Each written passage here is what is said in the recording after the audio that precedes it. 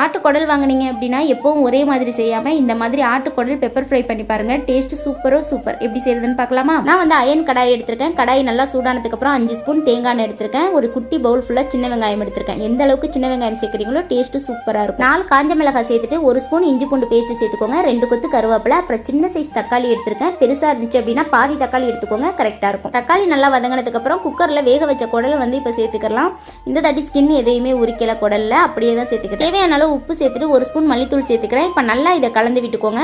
இப்போ குடல் வேக வச்ச தண்ணி வந்து ஒரு 1/2 கிளாஸ் வர அளவுக்கு இதில் சேர்த்துக்கலாம். நல்லா கலந்து விட்டுட்டு தண்ணி நல்லா ட்ரை ஆகிற வரைக்கும் மூடி போட்டு விட்டுருங்க. தண்ணி நல்லா ட்ரை ஆனதுக்கப்புறம் ஓப்பன் பண்ணிக்கோங்க.